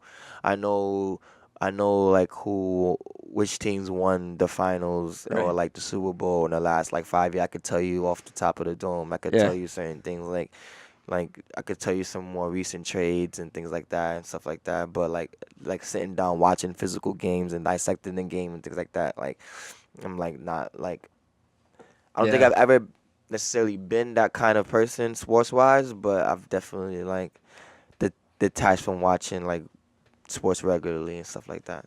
Yeah. But yeah, I'm definitely a sports fan. I'm definitely. I'm a fan of life. I like a lot of different things in life. I try to, maybe that's to a fault. I try to like be knowledgeable and like somewhat versed in like as many things as possible. Yeah. I mean, especially as a rapper, I feel like you got to be able to flow in any direction on any topic. Yeah, almost, right? that's that too. Yeah, definitely. It's crazy. And I have like It's different like, nomenclature to draw as a from. white male non-rapper, Yeah. if I hit a wall in terms of my knowledge on something or my ability to talk about a topic, I can just stop talking. But like you kind of got to be able to go there. It's crazy, man. Yeah, that's the difference between hip hop. There's a lot of like knowledge. There's a lot of like people have like learned a lot through listening hip hop. They've learned a lot about other cultures. Oh yeah, it's so informing, man. different vocabulary because there's a certain value placed on lyricism Definitely. that is not necessarily present in other musical forms. So then you learn a lot of different vocabulary. Super influential. Yeah, and different types of literary devices. And then in order to make the literary devices hit, they have to be knowledgeable on different topics and things like that maybe the particular listener is not. But it sounds good and that rhyme scheme is pretty dope. But like I don't understand necessarily what you're trying to convey. So then you like look up these different words and like you look up this word. Like, oh, you're talking about this. Oh, you're referring to this particular point in history or this particular topic, and you're like, oh, and you related it to that, and it's like, oh, and then that's how people grew an appreciation for hip hop. Like at least when things started getting more lyrical in the like late 70s into the 80s, definitely late 90s and late 80s into the 90s, and that's how people like learned a lot through hip hop, and so yeah, definitely like as an artist, when you especially as a hip hop artist, when you reach certain like blocks, there's sometimes maybe more creativity isn't the answer or like maybe drugs isn't the answer. Maybe more knowledge is the answer. Oh yeah, I agree with that, man. If you're hitting a roadblock, yeah, it would be the answer. you have the ability to freestyle. You could. That's one way to get out of it. But even that might start to feel like a little more like diarrhea than art. You might So you might go reach do your limits in go there. learn something. Yeah. All you have to do is learn something, and then you got a whole plethora of new information all of a Yep. sudden to draw from. Yep. Yeah. Yep. Same thing for visual art, man. Yeah. Yeah. It's crazy. Yeah, I don't really have a problem of writer's block as much as just like there's too much going on blocking me from getting to the things that matter. Yeah, get into that flow state. Right, for sure. Well, the flow state is one. Getting into the flow state is one thing. I mean, I literally just have like obstacles preventing me from doing the things I want to do. Yeah. But yeah, flow state's important, man. Gotta get in the flow. I feel like that's what this like the album cover is like. It's like all those roaches are keeping you from like your flow state. Yeah, you can and then- barely breathe. yeah. You're, like, getting that last And breath before like you're covered. right. They're crawling down your throat almost. Yeah, or even the idea that like all these like you can't really see me for who I am because I'm like covered by covered in all roaches. these roaches. Yeah. Yeah, I was wondering. I was like tempted to do a full body version of this. Just like literally have everything covered in roaches. That would be pretty No, I sick. think I think the bust having it as a bust is good because Yeah. you get No, I mean I'm super happy with You the get album the- cover. I just yeah. mean like to have like an extra piece of art that shows the whole body. the not, whole body. not for the yeah. album, but just to see it because it would be kind of dope. I don't know. I just feel like if it was like there was more of the body there, I feel like it would just be more roaches at that point. You wouldn't Oh, even it'd just be be able all to see the roaches. right. Yeah, It it would would just- just be like I mean, I would like the I would bottom have like half of the page the body would be like roaches, and you wouldn't even see the body, let No, alone it would legs. be like Maybe my the- toes stick out in the sea of roaches, like my toes. Yeah, stick you'd have out. some yeah. toes sticking out. Yeah, Yeah, and if we were doing an R-rated thing, your dick could be sticking out, but then we wouldn't be selling any albums. We'd be selling porn at that point. Roach porn. some ghetto hood ratchet porn. Living with roaches. Yo, man, I gotta ask you. This is the question I ask everybody. Is there anything that gets you angry, or is there anything you're angry about these days? And don't shit on girlfriends or friends or anything like that.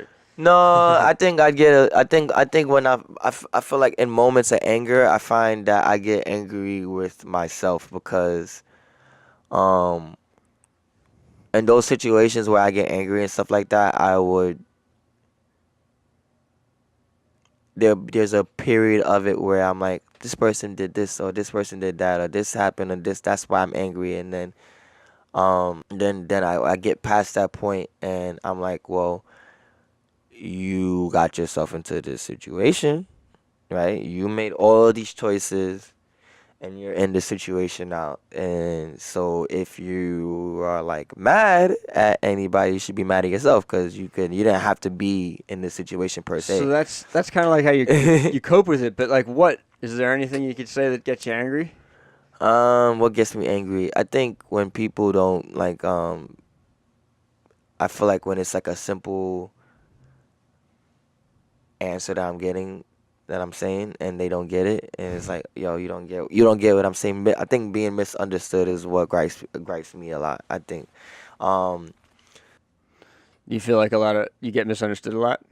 not a lot, but when it happens, it sometimes it can happen where you get lost in your own sauce and you think, oh, I'm always being misunderstood, and then you don't really take the time to appreciate the points where you are, you know. Yeah. I think I grew up like an only child, and like some people in my family could argue I grew up a little spoiled. My mom definitely like somewhat spoiled me growing up. The women in my life definitely kind of somewhat spoiled me growing up. So when I go to it and get what I want, when the things we don't get what you want, definitely the child in me is like, but I want it, I definitely think I do, like, there's like the inner child in me definitely does gripe when things don't go my way or I don't get what I want exactly. Yeah, those two definitely like stand out for me. I get angry when I see people I care about get disrespected in front of me. That shit pisses me off. That Right. shit gets me super, super tight. Like, you can, like, direct all that disrespect to me. Because I'll just, like... You have your way to cope with it. Yeah, but, like, don't do that. Don't embarrass my friend in front of me. Word. That shit get me tight. Have Especially you, when you are, quote-unquote, supposed to be cool with that person. and you disrespect them in front of me, and I've known that person longer than you. Yeah. And that shit gets me. See, I mean, that gets me tight. Yeah. That gets me tight. Seeing people I care about get like disrespected and hurt in front of me. That shit gets me tight by somebody else. Yeah. Yeah. Yeah. Like, that's my job. Don't do my job for me. If anything, I should be the one. Don't do it in front of me. Like, and that sounds bad, but like it's like if I'm not disrespecting if I'm not doing that, you definitely shouldn't be doing that. You know what I mean? Like take a temperature reading on the situation. No one's making fun of this guy. Take it easy. Yeah. If I'm not doing it, yeah. And if we're not doing that to you, so then why you? Yeah, it's like one of those things. We're not in the Josh mode right now, so chill out. Because I know I would anger myself if I disrespected someone and I caught myself doing it. You know what I mean? Yeah. Especially if I disrespect someone I care about. That gets me angry. I catch myself every now and then. So I can be a real dick. Yeah. Like, those 3 things stick out for me. Have you had any experience with racism living in New York City, or is it like hell yeah, all the time? Nigga, I'm black. All the time. Right. So that doesn't that's got to get you angry, no? Yeah, but it goes back to being it goes back to Don't tell me you got yourself in this situation. But it goes back to not it's being misunderstood, and that's one thing that being a man of color in America, you're bound to get misunderstood, it's interpreted, misrepresented. Everybody projects their fears on you, man. Yeah, they project a lot of shit on you. And then you're supposed to have a plan for how you're supposed to go through life, and you're supposed to be able to like be the bigger person and stuff like that. I was like, okay, well then, I'm the bigger person, like, and then you got to deal with that. But yeah, in terms of racism, yeah, I used to work in an Asian restaurant, and I was like one of the I was the only black waiter in the restaurant, right? And some of the runners, they're Spanish, some other coworkers, they're Asian, right? I remember the way it was like in this particular scenario, when guests come into the restaurant, the first thing they get is like tea and water, right? The busser or whatever, they usually is the one that presents the water and tea to the table, and then after that, that's a signal for us as a waiter or server to approach the table, greet them for the first time, etc., right? So this young Asian girl comes into the restaurant and sits, and my coworker, he's a busser, he's Asian too, right? So he comes with the water and tea, and she's gonna try to talk and get she's trying to communicate her order to him, and he doesn't know the menu more than I do, and like that's not his role. So I'm coming in to do my job, like greet her, see if she wants something, and it like she doesn't really acknowledge me, like off rip. She's still trying to talk to him, and I'm explaining to her, like he's the busser, I'm the server actually, do you know what you like to order? And she's like, oh, and I didn't know. It was like, yeah, well, and part of that is like, okay, that's not necessarily like a racism. That's like an example of like maybe a sort of bias or prejudice. But in the context of living in America, that those are like little micro things that sting people, and they don't talk about it like that, you know. But then I've been arrested before, like racially profiled before. It's not fun, and especially in a situation where you really didn't do anything like necessarily wrong, and then you're around other people in public, and you're around people that you care about, and they seen you in a situation like that where you're being like talked to as if you're guilty of something, right? And you're not, right? And there's supposed to be this idea like guilty until proven innocent, right? And racism is like a counter to that, right? But I mean, this country has a lot to atone for. Yeah. And it's just a thing when you step out of the country and you get immersed in other cultures. It's a breath of fresh air, because you don't have to turn. You don't ever have to keep your head on a swivel. You know, you see cops, you see police, all forth. You don't have to interpret the worst. You know, So and things like was that. Ghana, So, man? How was it being over there? I mean, it was a great experience. I went there. You know, I went there with my family to lay my paternal grandmother to rest. Rest in peace, Lucy Aqua Taylor. She was the matriarch of my family on my father's side. Commanded a great level of respect and loyalty from people on my mother's side.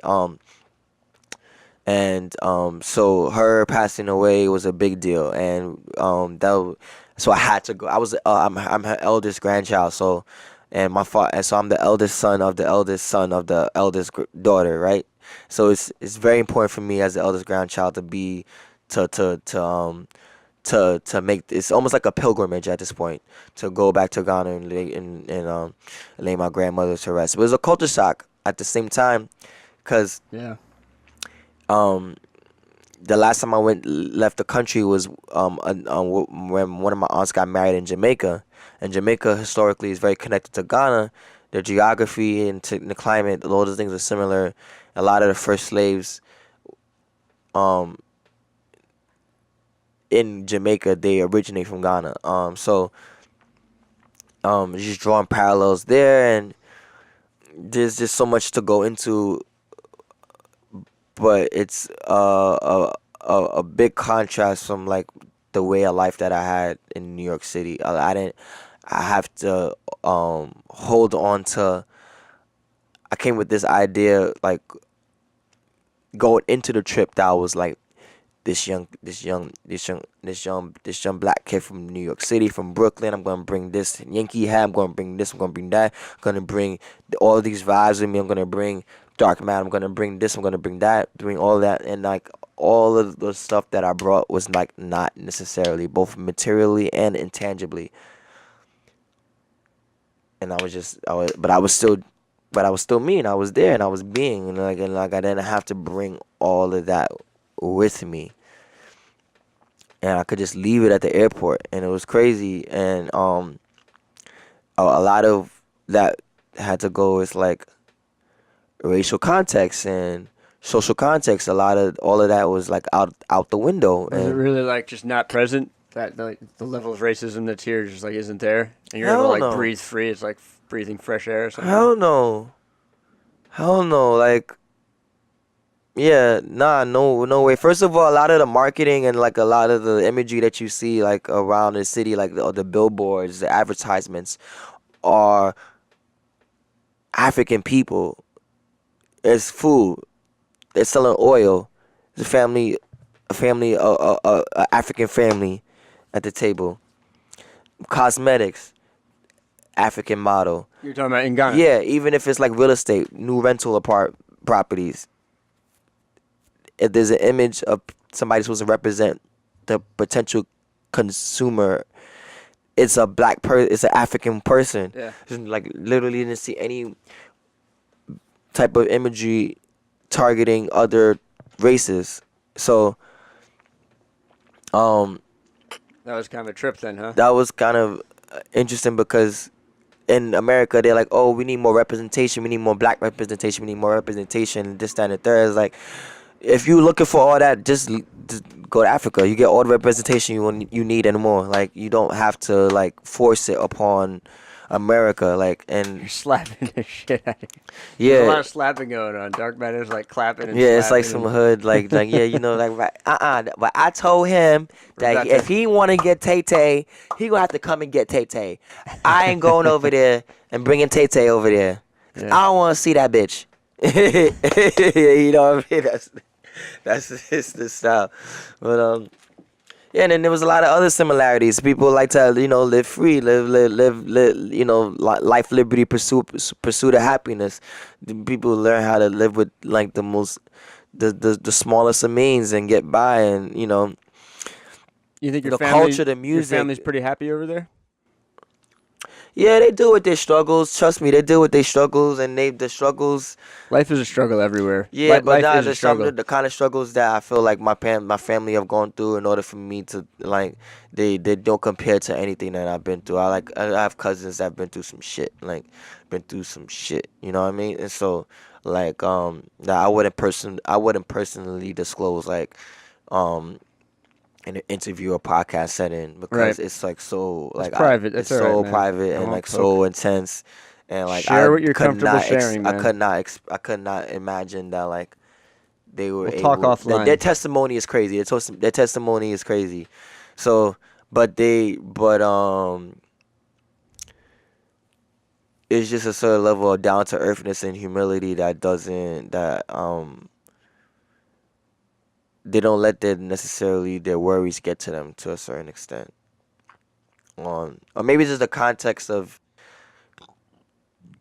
going there to lay my grandmother to rest, and so there was a sort of vibe from that, and but yeah, it was just all around just different. Spiritually, I feel like I connected with the land, because I have ancestry and heritage there, so just spiritually, I felt different because for me that was like I it was like it was foreign, but I belonged there.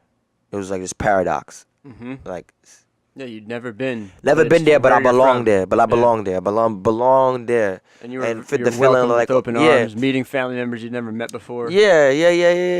Definitely, there's that bias of like, oh, you American boy. You know, they hear me talking, they know I'm not. Or They they think that I'm not Ghanaian. Some joking people with you a outside my little bit, family. No, some teasing a people little outside my family might not think that I'm like Ghanaian or like, you know, like it's like almost like where you come to like you're African and you come to America as an immigrant and like, oh, you like fresh off the boat. Like it's like a different type of fresh off the boat. You're Right. fresh off the boat American, now you're fresh off the boat That's African. what's so messed up And about it's like the very whole thing. different. It's like It's very different. you're screwed both ways.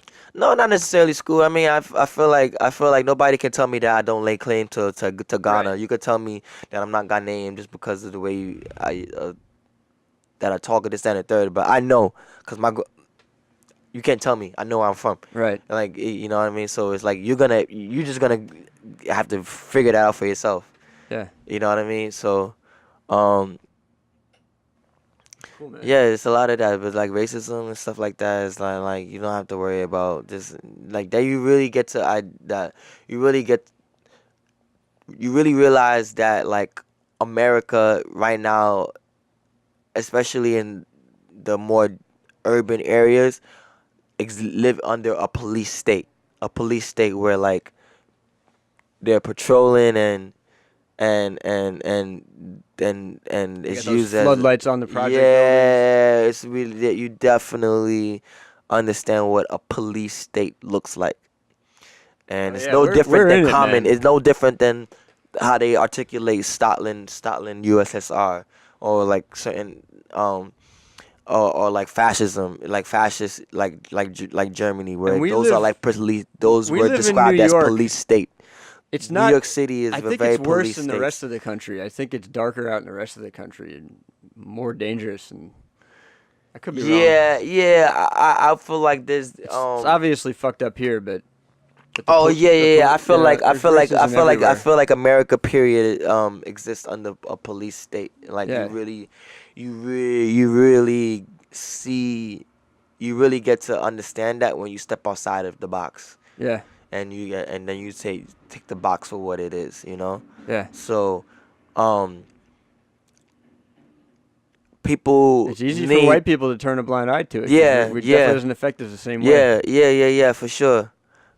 It's crazy, but all of that is due to like white people feeling like they don't feel safe in America, and it's like how you don't feel safe. You have all this white privilege, but you don't feel safe and secure in America, and that's because you really feel like you know that if like people of color were to like really get tight over Injustices the other, inflicted upon them yeah, throughout we the will come to centuries. arms and Yeah. like we will come to arms and like slaughter and like It's it will amazing co- that it will- hasn't happened. It It's will go. fucking- It will be. It'll be scary. No, man. but the reason why it's not like that because people are mostly good. yeah, people are mostly good. People are not trying to like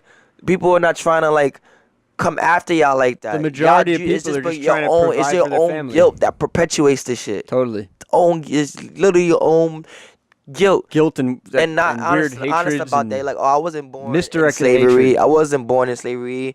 I don't think any of my grandparents were slave owners or things like that. And it's like, no, but like, do you have to understand that, like, it's not about you. It's not about whether you're descendant from slave masters or that you might have racism or that you exist under like society that like that's like a house of cards, and like and like all it takes is a strong wind to blow for it all to fall apart, and you can't like not acknowledge that shit, like you know what I mean? You should check out Immortal Technique, man. Listen to the first 2 albums. It's good shit, man. He talks about all this shit. Cause it could get real gangster real quick, and they make it, and cause they put a lot of guns into the hood, right? Yeah. And a lot of drugs into the hood, right? And it's like literally y'all giving us the ammunition to take that shit back to CIA, Capitol Hill. Like, we really could, and like, yeah, man, you know what I mean? Like, y'all giving us all this ammunition, we got all these guns. Yeah, so all the, easy to all get the a gun. stuff that I could fucks buy up the weed. hood. I could buy weed for like $30. Yeah. I could buy a gun. Right. If I know where to look. Right. Unregistered. You don't gotta give me no psychology test, none of that shit. There's you a get war. A pistol for there's like $30. an American-made. Well, there's wars everywhere for all different reasons, but there's American-made wars abroad, and they're also made at home, man. Yeah. And it's You see those crazy elite. crazy old ass white people in the rural ass area. He's spending $2 million on ammunition. He got every gun. Well, tank. those types. Yeah, but that's a symbol of a guilt, because you know how gangster shit could get if people just was like, yo, fuck all this shit. We all gonna get arms, and we gonna like die for this shit, because we so fed up. Like they just know. They just know. I really like to believe that even though there's like conservative so and liberal and like these, left and right, and everybody seems so divided, I do like to believe that there is this like uniting force that unite like the majority of all the people, which is like we have a lot of the same shit interests. We want to live in a healthy community. For sure. We just want to like provide for a family and live like pretty fulfilled lives. We're not looking to become like True. billionaires, although that is a pretty American mentality. A lot of Americans want to be billionaires and millionaires. But yeah, it's you like, think that everybody's like that? I feel like there's a good amount of people that see the world for what it is, and like, fuck this world. They come from a state where they feel like we already are like a millisecond of the whole universe anyways. None of the shit that we do doesn't matter. Your fucking personal strife doesn't matter. None of that shit matters. So I will like kidnap your daughter and traffic her for profit. Like, I will like harvest her organs for profit. Like, people just don't like they don't want to live harmoniously, and like it's right they there, think man. that It's right out they there see somewhere, they feel like it's not meant to be like this, and it's fucked up, and so they are like, well, there's parallel worlds all living on top of each other. It's okay for me to be as fucked up of a human being as I possibly can. There's some people that think like that. Yeah. There's some people that really think like that. Well, they're born into it, probably. It's like some people go into it. They're born with the privilege, and they go into it because they figure out a way to capabilize on it. It's a lot of those are the twisted ones, but a lot of people are just born into it, man. There's a lot of nurture too, that they're like they also have been exposed to certain things, brotherhoods and it's a series of like decisions and choices that are being made, man, that build up over each other. The CIA is just a gang. There's some people that really traffickers, they're gangs, and like drug dealers, gangs. It's all just what gang are you in? Yeah. Pledge loyalty, do what we do. Don't tell anybody. Shut your mouth. Keep it dark. The dark internet, dark fucking. Yeah. The dark matters, man. Yeah. Yo, man.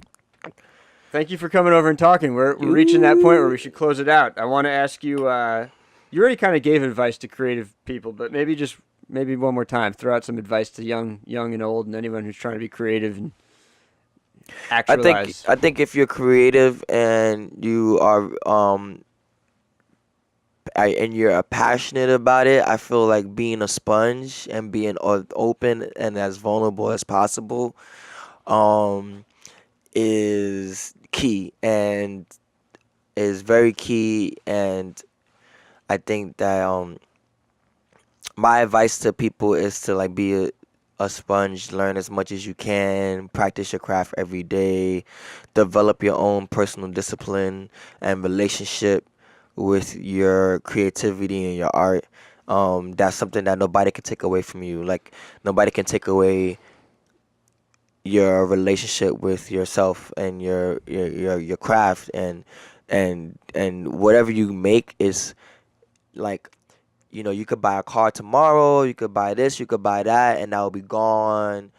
But nobody can take away like your intellectual property, per se, from you. You protect your, unless Protect your intellectual some property. people nowadays Take a class on law. you take, but learn, you're gonna have to protect your intellectual property. Um, But if you're creative, you can always. You're like if you tap into it. It's but like the we were skill, saying, it's but there. it's the skill. Somebody steals an idea, come up with another one. If Yeah, you're but the creative, you skill, can do it. the skill and ability is what you wanna hold tight to, and cherish, be grateful for, appreciate your own ability and skills. Come to a state of love for that, and my other big advice is to surround yourself with people who will be authentic with you, creatively. You don't have to always surround yourself with people that's just gonna agree with you or like support you and motivate you and stuff like that. Sometimes you meet people that will be able to give you that hard criticism and honest criticism that you're gonna need to grow, and be authentic with those people too. And be authentic with those people to really hear people for and see people for who they are, because that's gonna help your art just so much more. Being authentic is super important. You got to give to get. Yeah, give to get, definitely. And I would say lastly, like a big thing creatively that I would impart upon, in terms of advice that I feel like helps me is, um I would say be flexible. I would say be flexible. Sometimes you might have a you don't always have to be in the forefront of your own creativity. It's not for you to get. Sometimes the work that you do creatively isn't for you to then be at the spotlight of it. Where like, let's say as an example, as a music artist, sometimes the songs that you write, things that you like produce, stuff like that, is not meant for you to be like, you're like the forefront artist. You're the one performing the song. You're the one that sometimes you might have to take a more behind the scenes approach, and give your art to someone who is more well suited to bring it to new heights. You can't do it all by yourself. Sometimes you might have to give that song to that singer or artist that is more popular than you. That producer More popular mentality, than you. man. Yeah, more popular than you. And Or then even- they or might even take it just and make it like- a hit, and then you get things on the back end, and you might have to do a lot of that work, and then you become a sort of seer where after a year, or Neo, after years of songwriting for Mary J. Blige, Whitney Houston, all these other artists, now you get to be more in the forefront. So just understanding that like this is just a time and a place, and that it's not always what you bring to the table is not always about you. It's not always just for you in the way that you think it is. Be flexible, be open. Yeah, man. yeah, those are my That's good stuff. big tidbits. Yeah, man. And then where should people go to find this album, man? Shout all So links. it There's gonna be a dri- bunch it- of links that you give me. They're gonna be in the description of wherever you're Yeah, for listening sure. to this. Like you can definitely it'll be available on most platforms next Friday, a week from today, August 3rd. So August 10th, it'll be out on Apple Music, iTunes, Spotify, I believe Tidal. I believe I independently set up online distribution for my music. So most platforms, you see the album cover, you see is DKMTR, Dark Matter, Living with Roaches. You type that in Google, you'll find it. You know what I mean? You'll be able to find it. I'm big on like people, if you really want to be fans, you really want to listen to the music, that the artist has done enough work crafting everything to present it. Now you have to, as someone as who's if you're a fan of music, if you're a fan of art, you gotta do some work and like not expect artists to just hold your hand through this shit, to listen to that shit. Look them up, search them up, research them, figure them out, figure them. It's so like rewarding for an artist when someone comes up to them and feels like I didn't have to tell you all these things about me, and you come up to this knowing so much about me.